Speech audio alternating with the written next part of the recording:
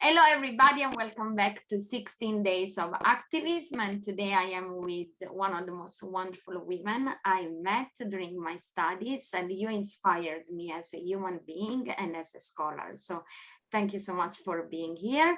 But I let you introduce yourself. So tell us who you are. My name is Cherine. I am now 36 years old. I was born and raised in Egypt. I started a metal band called Massive Scar Era.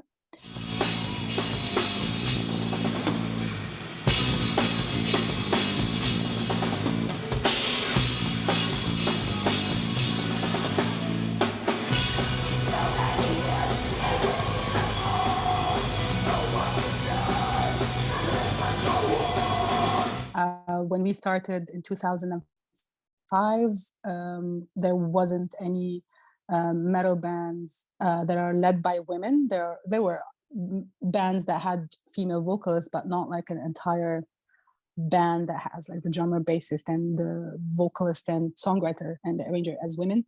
So Nancy, the violinist, and I started this project. You know, like when there were no drummers, no guitarists, no women playing like Western instruments, basically. Yeah, and why heavy metal? Why this genre of music?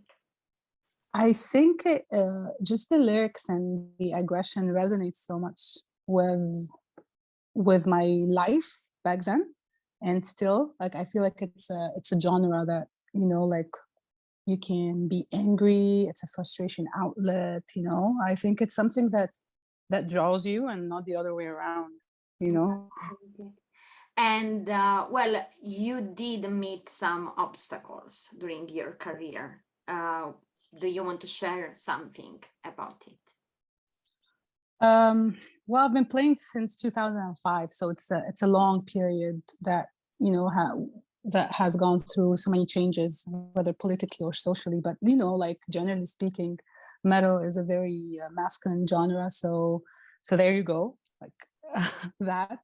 And since I grew up in Alexandria, even not Cairo, so the band started in Alexandria. It's a smaller city, cosmopolitan, yes, but way a little bit conservative than Cairo. So just the idea of having a metal band, you know, performing or even wanting to perform, entering this very masculine scene, trying to get gigs, you know, just trying to exist, trying to book shows, trying to get instruments.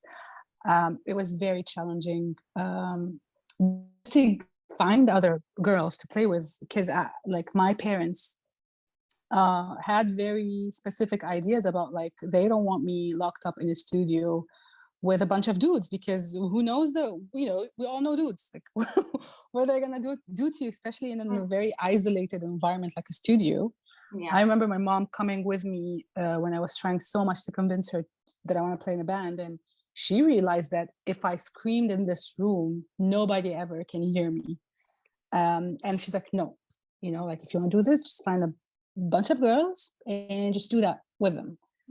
And that was it. I had to find a bunch of girls because I was like so young. Absolutely. And in your opinion, what is the role of music in gender equality and democracy? How can you inspire other women and girls, not only in Egypt, but everywhere, to find their voice and to take that stage as powerfully as you do? I think I find it very interesting that, you know, like representation and gender, it influences many sectors. You know, like you need to find examples of women that are pilots to you know, to create another generation of female pilots, and you need women to enter all industries, because at the end of the day, we share the society with, you know, with everybody. And our presence definitely shifts the social construct, but also the economy. Because, you know, like if we're looking at a country like Egypt, and you witness the change in the social construct and the economical status of women, and how by them existing in the workplace just shifts the idea of who gets paid how much yes, women, they don't get paid equally like men everywhere in the world. But you know, like we're building steps, you know, like you have to represent, like you said, like highlighting other groups or other, I want to say, like other women that have done that, so you know the younger generations can be inspired. And in terms of Massive Scar era, I remember, you know, very young girls coming into our concerts with their mothers, and after the backstage, the mother would say, I would want I want my girls to play on that stage with you, because 2005, the only representation of women in music were, you know, like exploiting, basically. So it's selling more an erotic experience or an erotic feeling rather than an actual talent. And we just happen to be those girls that you can, you know, the mother would look up and, you know, the mom doesn't care what I sing.